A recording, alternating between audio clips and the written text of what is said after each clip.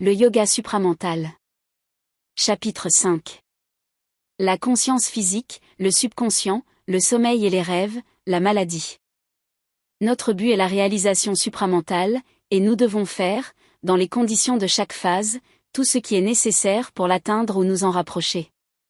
À présent, la nécessité qui s'impose est de préparer la conscience physique. Pour cela on doit établir dans les parties vitales inférieures et physiques une paix et une équanimité complète et une consécration entière, libre de toute exigence et de tout désir personnel. D'autres choses peuvent venir en leur temps. Ce qui est maintenant nécessaire, c'est l'ouverture du psychique dans la conscience physique et sa présence et sa direction constante. Ce que vous me décrivez est la conscience matérielle. Elle est surtout subconsciente, mais même sa partie consciente est mécanique, inertement mue par les habitudes ou par les forces de la nature inférieure. Répétant toujours les mêmes mouvements, sans intelligence et sans lumière, elle est attachée à la routine et à la règle établie de ce qui existe déjà, elle se refuse à changer et à recevoir la lumière ou à obéir à la force supérieure. Ou si elle en a la volonté, elle n'en a pas la capacité. Et même si elle en a la capacité, elle change l'action qui lui est donnée par la lumière et la force en une nouvelle routine mécanique, et ainsi lui retire toute âme et toute vie. Elle est sombre, stupide, indolente, pleine d'ignorance et d'inertie, de l'obscurité et de la lenteur de tamas. C'est dans cette conscience matérielle que nous nous efforçons d'introduire d'abord la lumière, le pouvoir et l'ananda supérieur, spirituel ou divin, et ensuite la vérité supramentale qui est l'objet de notre yoga. Vous êtes encore conscient de la conscience la plus physique, il en est ainsi chez presque tout le monde. Quand on pénètre en elle pleinement ou exclusivement, on la sent comme celle d'un animal, soit obscure et agitée, soit inerte et stupide, et dans les deux cas, fermée au divin. C'est seulement en y amenant la force et la conscience supérieure qu'on peut la changer essentiellement. Quand ces mouvements se montrent, ne soyez pas bouleversés par leur apparition, mais comprenez qu'ils se présentent pour être transformés. Ici comme partout ailleurs, la tranquillité est la première chose requise. Il faut garder la conscience paisible, ne pas lui permettre l'agitation et le tumulte, puis dans la tranquillité appeler la force pour qu'elle illumine toute cette obscurité et la transforme. À la merci des bruits extérieurs et des sensations corporelles externes, n'ayant pas le pouvoir de quitter la conscience extérieure à volonté, toute la tendance de l'être éloigné du yoga, tout cela s'applique indiscutablement au mental et à la conscience physique quand il s'isole pour ainsi dire et occupe toute la surface, poussant le reste à l'arrière-plan. Quand une partie de l'être est amenée en avant pour être soumise au travail de transformation, ce genre d'invasion qui occupe toute et l'activité prédominante de cette partie comme si elle seule existait, se produisent très souvent, et malheureusement c'est toujours ce qui doit être changé, les conditions indésirables. Les difficultés de cette partie qui se lève d'abord, occupe le champ de la conscience et revient obstinément. Dans le physique, c'est l'inertie, l'obscurité, l'incapacité qui montent à la surface avec leur habituelle obstination. La seule chose à faire dans cette phase désagréable est d'être encore plus obstiné que l'inertie physique et de persévérer dans une tentative résolue, avec une ferme persistance, sans conflit agité, de se faire une ouverture vaste et permanente même à travers le roc solide de l'obstruction. Ces variations de conscience pendant le jour sont communes à presque tout le monde dans la sadhana. Les oscillations, les relâchements, les rechutes dans une condition inférieure, normale ou antérieure, hors d'une condition supérieure dont on a l'expérience, mais qui n'est pas encore fixée dans la réalisation, ou bien qui est réalisée, mais pas encore parfaitement stable, deviennent très fortes et marquées quand la sadhana travaille dans la conscience physique. Car il y a dans la nature physique une inertie qui ne permet pas facilement à l'intensité, naturelle à la conscience supérieure, de rester invariable, le physique retombe toujours dans quelque chose de plus ordinaire. La conscience supérieure et sa force doivent travailler longtemps et revenir à maintes reprises avant qu'elles ne deviennent constantes et normales dans la nature physique. Ne soyez pas troublés ou découragés par ces variations et ce retard, quelque long et ennuyeux qu'il soit, ayez soin seulement d'être toujours tranquille d'une tranquillité intérieure et aussi ouvert que possible au pouvoir supérieur, sans permettre à aucune condition vraiment adverse de s'emparer de vous. S'il n'y a pas de vague adverse, alors le reste n'est que la persistance d'imperfections que tous ont en abondance, la force doit travailler sur cette persistance et cette imperfection pour les éliminer, mais pour cette élimination il faut du temps. Vous ne devez pas vous laisser décourager par aucune persistance des mouvements de la nature vitale inférieure. Certains ont tendance à toujours persister et revenir jusqu'à ce que toute la nature physique est changée par la transformation de la conscience la plus matérielle. Jusque-là leur pression se reproduit, quelquefois avec un renouveau de force, quelquefois avec moins de vigueur, comme une habitude mécanique. Retirée de toute force de vie en refusant tout consentement mental ou vital, alors l'habitude mécanique perdra son pouvoir d'influencer les pensées et les actions, et finalement cessera. Le Muladhara est le centre de la conscience physique propre, et tout ce qui est au-dessous dans le corps est le pur physique qui, à mesure qu'il descend, devient de plus en plus subconscient, mais le vrai siège du subconscient est au-dessous du corps, comme le vrai siège de la conscience supérieure, supraconsciente, est au-dessus du corps. On peut en même temps sentir le subconscient partout, le sentir comme quelque chose qui est sous les mouvements de la conscience et qui la supporte d'en dessous d'une certaine manière ou bien qui tire à lui la conscience vers le bas. Le subconscient est le principal support de tous les mouvements habituels, spécialement des mouvements du physique et du vital inférieur. Quand quelque chose est rejeté du vital ou du physique, cela descend généralement dans le subconscient et y reste comme une graine pour en remonter quand cela peut. C'est pourquoi il est si difficile de se débarrasser de mouvements vitaux habituels ou de changer le caractère, car soutenus ou rafraîchis à cette source, préservés dans cette matrice, les mouvements vitaux, même lorsqu'ils sont supprimés ou réprimés, remontent encore et se reproduisent. L'action du subconscient est irrationnelle, mécanique et récurrente. Elle n'écoute pas la raison ni la volonté mentale. C'est seulement en y introduisant la lumière et la force d'en haut qu'on peut la changer. Le subconscient est universel aussi bien qu'individuel, comme toutes les autres parties principales de la nature. Mais il y a dans le subconscient des éléments et des plans différents. Tout sur Terre est basé sur l'inconscient, on l'appelle ainsi quoique réellement il ne soit pas du tout inconscient, mais plutôt une complète subconscience, une conscience étouffée ou renfermée, qui contient tout, mais où rien n'est formulé ni exprimé. Le subconscient se trouve entre cet inconscient et la conscience du mental, de la vie et du corps. Il contient en puissance toutes les réactions primitives à la vie qui luttent pour émerger hors des rivages ternes et inertes de la matière, et qui forment, par un développement constant, une conscience lentement évoluée dans l'expression de soi. Il les contient, non pas comme des idées, des perceptions ou des réactions conscientes, mais comme la substance fluide de ces choses. De plus, tout ce dont on a l'expérience consciente s'enfonce dans le subconscient, non pas en tant que souvenir précis quoique submergé, mais comme des impressions d'expérience à la fois obscures et obstinées, et ces impressions peuvent à tout moment remonter sous forme de rêves, de répétitions mécaniques de pensées, de sentiments ou d'actions du passé, de complexes, explosant en actions ou en événements, etc. C'est principalement à cause du subconscient que tout va se répétant et que jamais rien ne change qu'en apparence. C'est pourquoi les gens disent que le caractère ne peut être transformé, et c'est aussi la cause du constant retour de choses dont on espérait être débarrassé pour toujours. Toutes les semences sont là, ainsi que tous les samskaras du mental, du vital et du corps, c'est le principal soutien de la mort et de la maladie et la dernière forteresse, imprenable à ce qu'il semble, de l'ignorance. De plus, tout ce qui est réprimé, mais pas complètement rejeté, s'y enfonce et y demeure comme des graines prêtes à monter à la surface ou à germer à la première occasion. Le subconscient est la base évolutive en nous, ce n'est pas la totalité de notre nature cachée, ni l'entière origine de ce que nous sommes. Mais des choses peuvent surgir du subconscient et prendre forme dans les parties conscientes, la plupart de nos plus petits instincts, mouvements, habitudes, formes de caractère, dans le vital et le physique, ont cette origine. Il y a 3 sources occultes de notre action, la supraconsciente, la subliminale, la subconsciente, mais nous ne gouvernons aucune d'elles, ni même n'en sommes conscients. C'est de l'être de surface que nous avons conscience et il n'est qu'un arrangement instrumental. La source du tout est la nature générale, la nature universelle s'individualisant dans chaque personne, car cette nature générale dépose en nous certaines habitudes de mouvement, de personnalité, de caractère, de faculté, de disposition, de tendance, et tout cela, que ce soit formé maintenant ou avant notre naissance, est ce que généralement nous appelons nous-mêmes.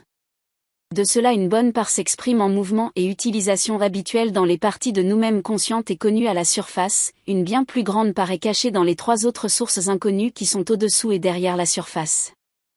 Mais ce que nous sommes à la surface est constamment mis en mouvement, changé, développé ou répété par les vagues de la nature générale venant sur nous, soit directement, soit indirectement, à travers les autres, à travers les circonstances, à travers des agents et des canaux variés. Quelques-unes de ces vagues coulent droit dans les parties conscientes et y agissent, mais notre mental, qui ignore leur source, se les approprie et considère tout cela comme lui appartenant, quelques-unes entrent secrètement dans le subconscient ou s'y enfoncent, et y attendent l'occasion de s'élever jusqu'à la surface consciente. Un bon nombre vont dans le subliminal et peuvent à tout moment en sortir, ou bien n'en sortent pas et y restent plutôt comme des matériaux inutilisés. Quelques-unes se présentent et sont refusées, renvoyées ou rejetées, ou reversées dans la mer universelle. Notre nature est une activité constante de forces qui nous sont fournies et avec lesquelles, ou plutôt avec une très petite quantité desquelles, nous faisons ce que nous voulons ou pouvons. Ce que nous faisons semble fixé et formé pour de bon, mais en réalité ce n'est qu'un jeu de force, un courant, rien de fixe ou de stable. L'apparence de la stabilité est fournie par la constante répétition, le constant retour des mêmes vibrations et formations. C'est pourquoi notre nature peut être changée, en dépit du dire de Vivekananda et de l'adage d'Horace, en dépit de la résistance conservatrice du subconscient, mais c'est une besogne difficile parce que cette répétition et cette récurrence obstinée constituent le mode dominant de la nature. Quant aux choses de notre nature que nous rejetons par un refus mais qui reviennent, tout dépend de l'endroit où elles sont rejetées. Très souvent il y a en cela une sorte de méthode. Le mental rejette ses mentalités, le vital ses vitalités, le physique ses manières d'être, les unes et les autres retournent généralement au domaine correspondant de la nature générale. Quand cela arrive, elle demeure d'abord dans la conscience environnante que nous transportons avec nous et par laquelle nous communiquons avec la nature extérieure, et souvent de là se précipite jusqu'à ce qu'elle soit refusée si absolument, ou rejetée si loin pour ainsi dire, qu'elle ne puisse plus revenir sur nous. Mais quand ce qui est rejeté par le mental qui veut et pense, est fortement supporté par le vital, cela quitte en effet le mental mais s'enfonce dans le vital, s'exaspère là et essaie d'en remonter et d'occuper de nouveau le mental pour forcer ou capturer notre acceptation.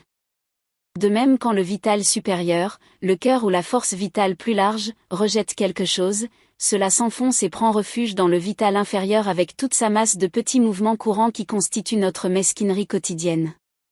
Quand cela est rejeté aussi par le vital inférieur, cela s'enfonce dans la conscience physique et essaie de s'y fixer par inertie ou répétition mécanique. Rejeté même de là, cela entre dans le subconscient et remonte dans le rêve, la passivité ou l'extrême tamas. L'inconscient est le dernier refuge de l'ignorance. Pour ce qui est des vagues qui reviennent de la nature générale, c'est la tendance naturelle des forces inférieures d'essayer de perpétuer leur action dans l'individu, de reconstruire ce qu'il a démoli de leur dépôt en lui, ainsi elles reviennent sur lui souvent avec une force accrue, même avec une violence prodigieuse, quand elles s'aperçoivent que leur influence est rejetée. Mais elles ne peuvent pas durer longtemps quand la conscience environnante est clarifiée, à moins que les « hostiles » ne s'en mêlent. Dans ce cas, ceux-ci peuvent en effet attaquer, mais si le sadak a pris position dans le soi intérieur, ils ne peuvent qu'attaquer et se retirer. Il est vrai que nous apportons de nos vies passées la plus grande part de nous-mêmes, ou plutôt de nos prédispositions, de nos tendances réactives à la nature universelle. L'hérédité n'affecte fortement que l'être extérieur, même en celui-ci tous les effets de l'hérédité ne sont pas admis, mais seulement ceux qui sont en accord avec ce que nous devons être, ou en tout cas qui n'y sont pas opposés.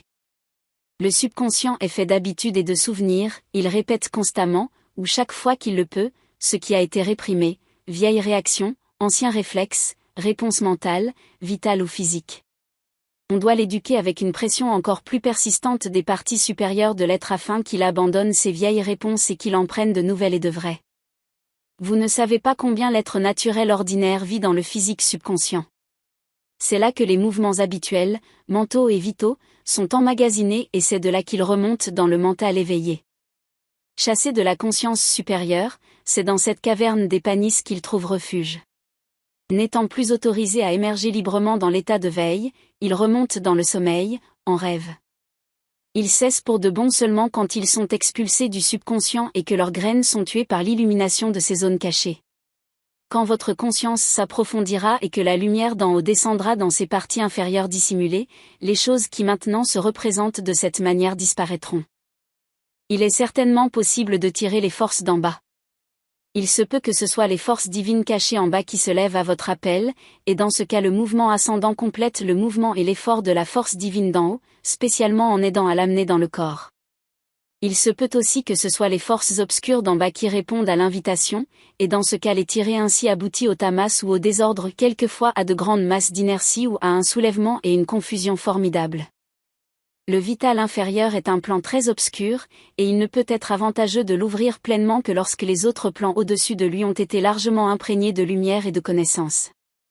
Celui qui se concentre sur le vital inférieur sans cette préparation plus élevée et sans connaissance tombera vraisemblablement dans beaucoup de confusion.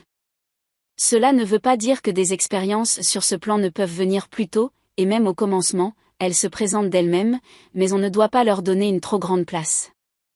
Il y a une yoga shakti qui se tient enroulée ou endormie, inactive dans le corps interne.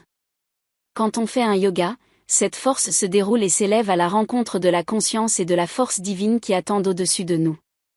Quand ceci se produit, quand la yoga shakti éveillée se soulève, on la sent souvent comme un serpent qui se déroule et se dresse, se soulevant de plus en plus haut. Lorsqu'elle rencontre la conscience divine en haut, la force de la conscience divine peut alors descendre plus facilement dans le corps et y être perçue travaillant à changer la nature. La sensation que votre corps et vos yeux sont tirés vers le haut fait partie du même mouvement. C'est la conscience interne du corps qui bouge et la vision interne subtile dans le corps qui regarde vers le haut, dans un effort pour rencontrer la conscience et la vision divine, en haut.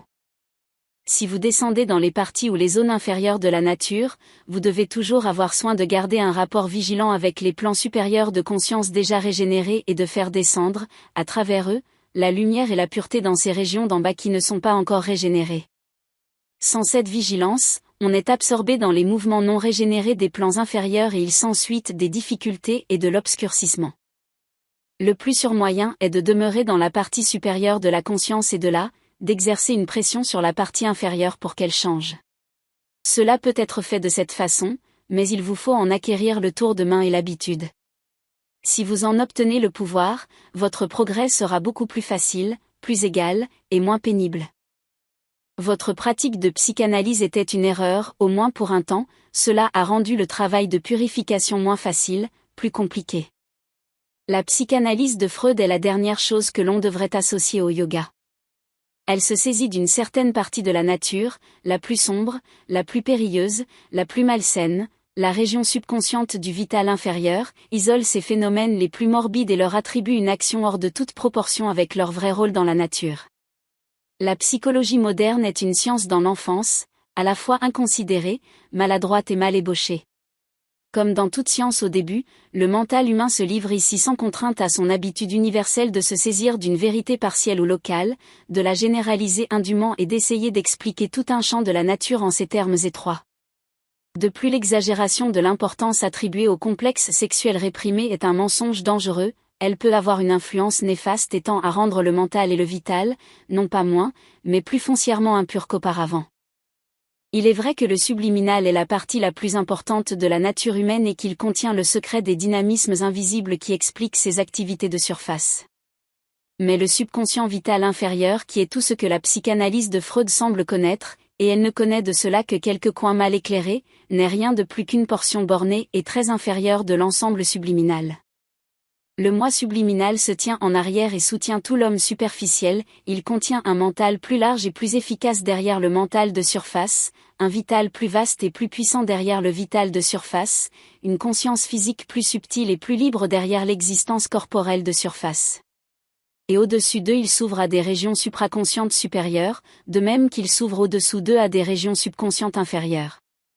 Si l'on veut purifier et transformer la nature, il faut s'ouvrir au pouvoir de ces régions supérieures, s'élever jusqu'à elles et par elles changer à la fois l'être subliminal et celui de surface. Même cela doit être fait avec soin, pas prématurément ni imprudemment, en suivant une direction supérieure et en gardant la bonne attitude, car autrement la force attirée peut être trop forte pour le cadre d'une nature obscure et faible. Mais commencez par ouvrir le subconscient inférieur, en risquant ainsi de soulever tout ce qui est malpropre et obscur en lui, c'est sortir de son chemin pour s'attirer des tourments. D'abord on doit rendre le mental supérieur et le vital fort, ferme et plein de la lumière et de la paix d'en haut, ensuite on peut ouvrir le subconscient et même se plonger en lui, avec plus de sécurité et quelques chances d'un changement rapide et heureux. Le système qui consiste à se débarrasser des choses par Anubhava est aussi dangereux, car sur ce chemin on peut facilement s'empêtrer davantage au lieu d'arriver à la liberté. Cette méthode repose sur deux motifs psychologiques bien connus. L'un, le motif d'épuisement voulu, est valable seulement dans certains cas, spécialement quand une tendance naturelle a une emprise ou une impulsion trop forte pour qu'on puisse s'en débarrasser par Vichara ou par le procédé du rejet et du remplacement par le vrai mouvement. Quand cela arrive de façon excessive, le sadak est parfois même dans l'obligation de retourner à l'action ordinaire de la vie ordinaire et au moyen d'une mentalité et d'une volonté nouvelle, d'en obtenir la vraie expérience, puis il retourne à la vie spirituelle avec l'obstacle éliminé ou en tout cas sur le point de l'être. Mais cette méthode de laisser-aller intentionnel est toujours dangereuse, quoique parfois inévitable. Elle réussit seulement quand l'être possède une très forte volonté de réalisation, car alors l'assouvissement des désirs produit un grand mécontentement, une forte réaction, veragia, et la volonté de perfectionnement peut être introduite dans la partie récalcitrante de la nature. L'autre motif d'Anubhava s'applique d'une façon plus générale, en effet pour rejeter quoi que ce soit de l'être, on doit d'abord en devenir conscient, avoir une claire expérience intérieure de son action, et découvrir sa place réelle dans les œuvres de la nature. Alors on peut agir sur lui pour l'éliminer si c'est un mouvement entièrement mauvais, ou le transformer si c'est seulement la dégradation d'un mouvement supérieur et vrai. C'est cela ou quelque chose de ce genre qu'on a essayé grossièrement et improprement avec une connaissance rudimentaire et insuffisante, dans le système de la psychanalyse. Soulever les mouvements inférieurs jusque dans la pleine lumière de la conscience, afin de les connaître et de s'occuper d'eux, est un procédé inévitable, car un changement complet ne peut être fait sans cela. Mais cela ne peut vraiment réussir que si une lumière et une force supérieure sont suffisamment à l'œuvre pour surmonter, plus ou moins vite, la force de la tendance offerte à la transformation. Bien des gens, sous prétexte d'Anubhava, non seulement soulèvent le mouvement adverse, mais le soutiennent de leur consentement au lieu de le rejeter, trouvent des justifications pour le prolonger ou le répéter, et ainsi jouent avec lui, se plaisent à son retour et l'éternisent. Ensuite, quand ils veulent s'en débarrasser, il a une telle emprise sur eux qu'ils se trouvent impuissants dans ses griffes et ne peuvent être libérés que par un terrible conflit ou une intervention de la grâce divine. Certains le font par suite d'une déformation ou d'une perversion vitale, d'autres par simple ignorance, mais dans le yoga, de même que dans la vie, l'ignorance n'est pas acceptée par la nature comme une excuse justificative.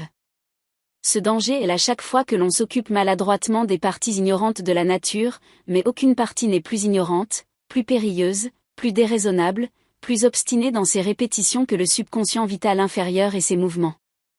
Le soulever prématurément ou mal à propos par l'Anubhava, c'est risquer de baigner aussi les parties conscientes dans son flot sombre et sale, et ainsi d'empoisonner le vital tout entier et même la nature mentale.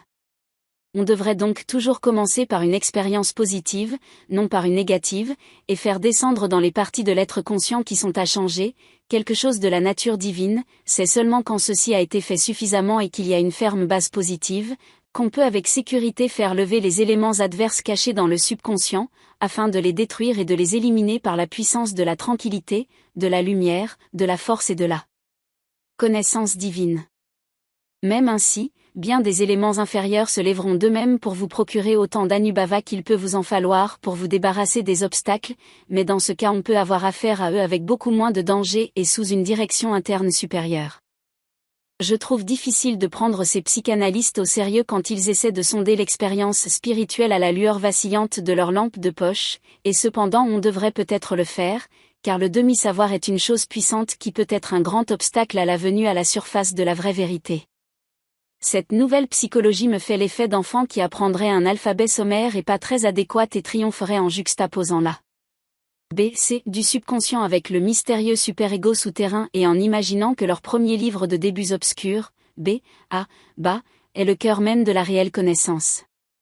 Ils regardent de bas en haut et expliquent les lumières les plus hautes par les obscurités inférieures, mais les fondements de ces choses sont en haut et non en bas, Upari Budna Hacham. Le supraconscient, et non le subconscient, est le vrai fondement de tout. On ne peut trouver la signification du lotus en analysant les secrets de la vase où il pousse, son secret doit être trouvé dans l'archétype céleste du lotus qui s'épanouit à jamais dans la lumière d'en haut. De plus, le champ que ces psychologues ont choisi pour eux-mêmes est pauvre, obscur et limité. Vous devez connaître le tout avant de pouvoir connaître la partie, et le supérieur avant de pouvoir vraiment comprendre l'inférieur. Telle est la promesse de la plus grande psychologie qui attend son heure, et devant laquelle ces pauvres tâtonnements disparaîtront sans aboutir à rien. Le sommeil, à cause de sa base subconsciente, produit généralement une chute à un plan inférieur, à moins que ce ne soit un sommeil conscient. Le rendre de plus en plus conscient est le seul remède permanent, mais tant que cela n'est pas fait, on doit aussi, au réveil, toujours réagir contre cette tendance à l'abaissement et ne pas permettre à l'effet des nuits lourdes de s'accumuler. Pourtant de telles choses nécessitent toujours un effort et une discipline soutenue et prennent du temps, parfois beaucoup de temps. Il n'est pas bon de se refuser à l'effort parce que l'on n'obtient pas de résultats immédiats. Durant la nuit, la conscience descend presque toujours au-dessous du niveau que l'on a obtenu par la sadhana dans la conscience de veille, à moins d'avoir durant le sommeil des expériences spéciales d'un caractère qui élève, ou que la conscience yogique acquise soit assez forte dans le physique même pour contrecarrer l'action de l'inertie subconsciente. Dans le sommeil ordinaire, la conscience dans le corps est celle du physique subconscient, qui est une conscience diminuée, elle n'est pas éveillée et vivante comme le reste de l'être. Le reste de l'être se retire en arrière et une partie de sa conscience s'en va dans d'autres plans, d'autres régions, et a des expériences qui se traduisent dans des rêves tels que celui que vous avez raconté. Vous dites que vous allez à de très mauvais endroits et y avez des expériences comme celles que vous narrez, mais cela n'est pas nécessairement le signe qu'il y a quelque chose de mauvais en vous. Cela veut dire simplement que vous allez dans le monde vital, comme tout le monde le fait, or le monde vital est plein d'endroits et d'expériences semblables. Ce que vous avez à faire n'est pas tant d'éviter tout à fait d'y aller, car on ne peut pas complètement l'éviter, mais d'y aller avec une pleine protection jusqu'à ce que vous obteniez la maîtrise dans ces régions de la nature supraphysique. C'est une des raisons pour lesquelles vous devriez vous souvenir de la mer et vous ouvrir à la force avant de vous endormir, car plus vous en prendrez l'habitude et le ferez avec succès, plus la protection sera avec vous. Ces rêves ne sont pas tous de simples rêves, tous ne sont pas des constructions fortuites, incohérentes ou subconscientes. Beaucoup d'entre eux sont des notations ou des transcriptions d'expériences sur le plan vital dans lequel on entre pendant le sommeil, certains sont des scènes ou des événements du plan physique subtil. Souvent on y fait face à des circonstances où on s'y livre à des activités qui ressemblent à celles de la vie physique, avec le même entourage et les mêmes gens, quoique généralement, il y ait dans l'arrangement et les formes une différence, petite ou parfois considérable. Mais on peut aussi entrer en contact avec d'autres entourages et d'autres personnes que l'on ne connaît pas dans la vie physique ou qui n'appartiennent pas du tout au monde physique. En état de veille, vous n'êtes conscient que d'un certain champ, d'une certaine action limitée de votre nature. Pendant le sommeil, vous pouvez devenir intensément conscient de choses au-delà de ce champ, une nature vitale ou mentale plus vaste derrière l'état de veille ou bien un physique subtil ou une nature subconsciente qui contient beaucoup de ce qui est en vous, mais n'est pas active de façon discernable à l'état de veille. Tous ces sentiers obscurs doivent être déblayés, sinon Prakriti ne peut être changé. Vous ne devriez pas vous laisser troubler par la multitude des rêves du vital ou du subconscient, car la plus grande part de l'expérience du rêve vient de ces deux endroits. Mais aspirez à être délivré de ces choses et des activités qu'elles révèlent, à être conscient et à rejeter tout ce qui n'est pas la vérité divine, plus à l'état de veille vous obtiendrez cette vérité et vous vous attacherez à elle, rejetant tout le reste, plus ce tissu de rêves inférieurs s'éclaircira. Les rêves que vous décrivez sont très clairement des rêves symboliques sur le plan vital. Ces rêves peuvent symboliser bien des choses, le jeu des forces, la structure et la trame souterraine de choses faites ou éprouvées, d'événements réels ou potentiels, de mouvements ou de changements vrais ou suggérés dans la nature interne ou externe. La timidité, exprimée par la crainte dans le rêve, ne correspondait probablement à rien dans le mental conscient ou le vital supérieur, mais à quelque chose du subconscient dans la nature inférieure. Cette partie se sent toujours petite ou insignifiante, et très facilement elle a peur d'être submergée par la conscience plus vaste, une peur qui chez certains, au premier contact, va jusqu'au saisissement ou à la terreur panique.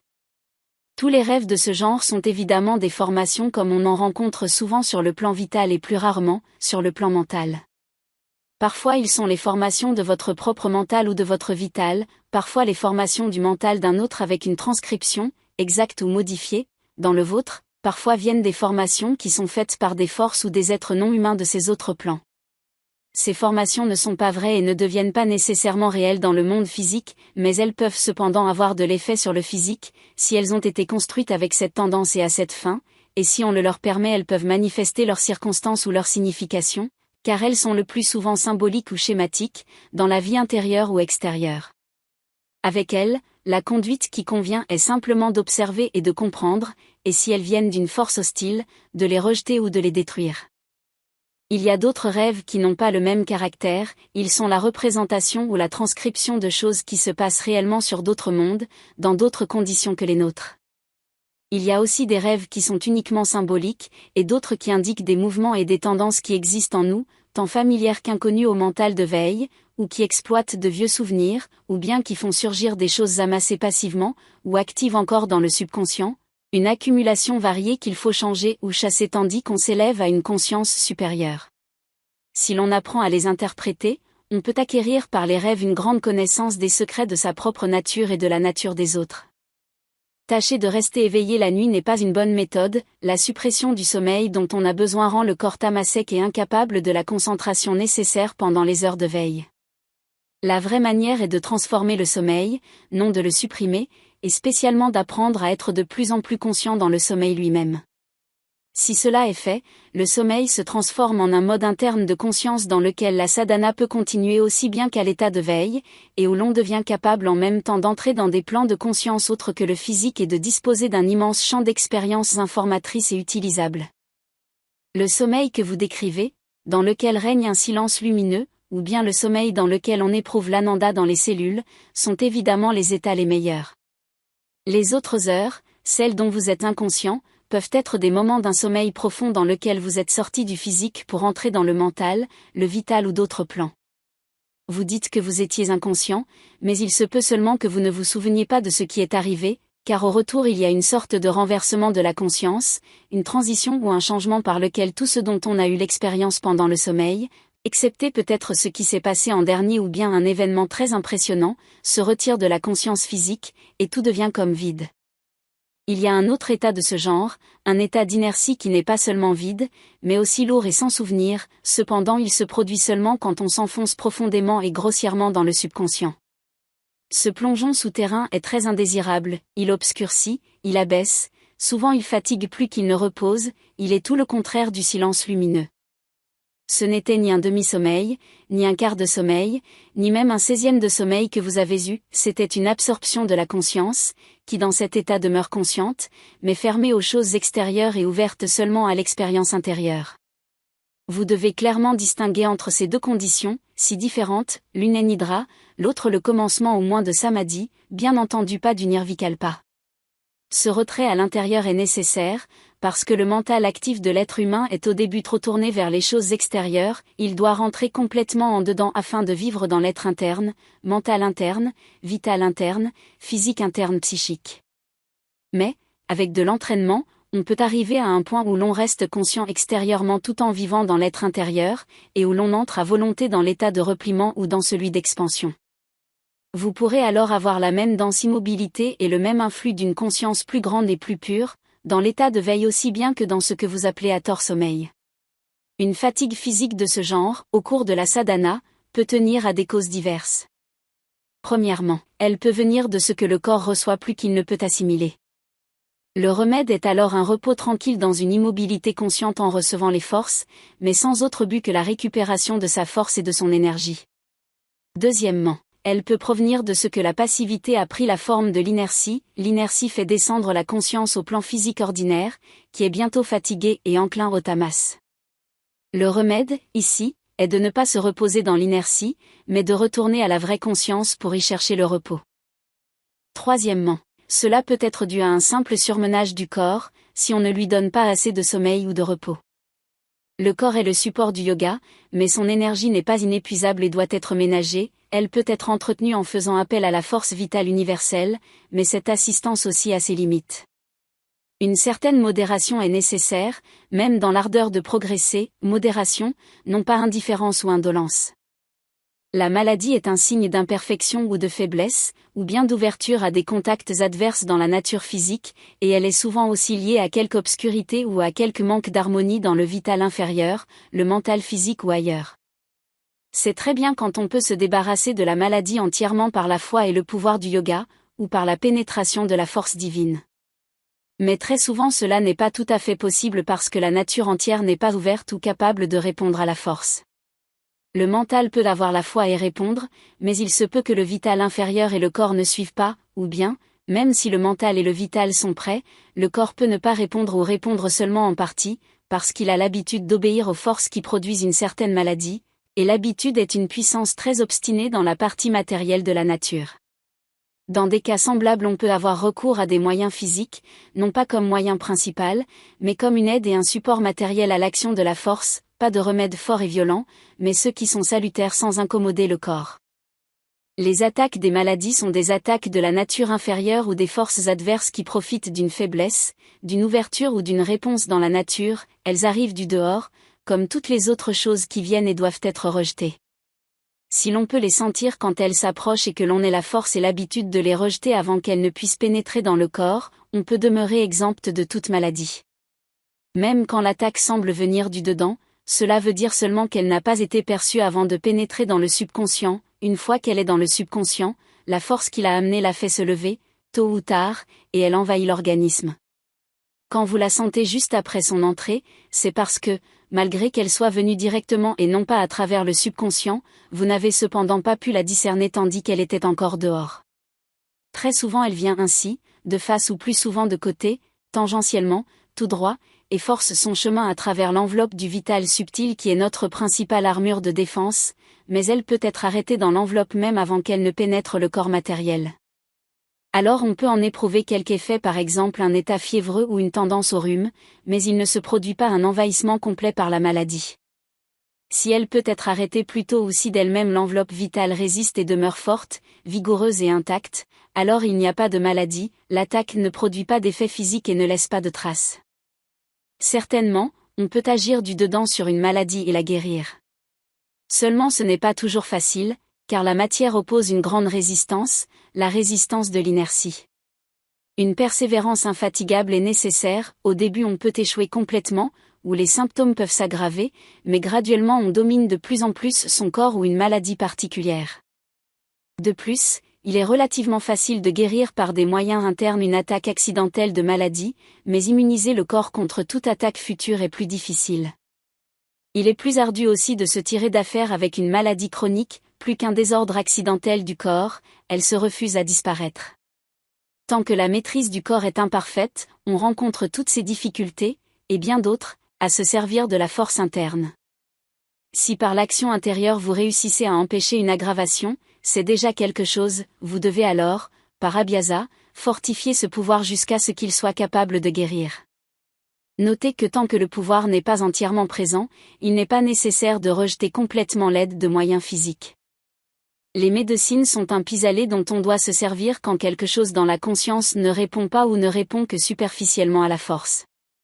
Très souvent c'est une partie de la conscience matérielle qui n'est pas réceptive, d'autres fois, c'est le subconscient qui barre la route, même quand tout le mental, le vital et le physique éveillé acceptent l'influence libératrice. Si le subconscient aussi répond, alors même un simple contact de la force peut non seulement guérir une maladie quelconque, mais aussi rendre cette forme ou ce genre de maladie pratiquement impossible à l'avenir. Votre théorie sur la maladie est une croyance plutôt périlleuse, car la maladie est une chose à éliminer, et non à accepter ou à goûter. Il y a dans l'être un certain élément qui jouit de la maladie, il est même possible de transformer les douleurs de la maladie, comme toute autre douleur, en une forme de plaisir, car la douleur et le plaisir sont, tous deux, des dégradations d'un ananda originel et peuvent être réduits au terme l'un de l'autre, ou bien ramenés à leur principe originel d'ananda. Il est vrai aussi qu'on doit être capable de supporter la maladie avec calme, équanimité, endurance et même, puisqu'elle est venue, de la reconnaître comme quelque chose que l'on doit traverser au cours des expériences. Mais l'accepter et en jouir veut dire l'aider à durer, et il ne le faut pas, car la maladie est une déformation de la nature physique, exactement comme la luxure, la colère, la jalousie, etc., sont des déformations de la nature vitale, et l'erreur, le préjugé, l'habitude du mensonge sont des déformations de la nature mentale. Toutes ces choses doivent être éliminées, et le refus est la première condition de leur disparition, tandis que l'acceptation a un effet totalement contraire. Toutes les maladies passent par l'enveloppe nerveuse, ou vitale physique, du corps subtil avant de pénétrer dans le physique. Si l'on est conscient du corps subtil ou si l'on a la conscience propre au monde subtil, on peut arrêter une maladie en cours de route et l'empêcher d'entrer dans le corps physique.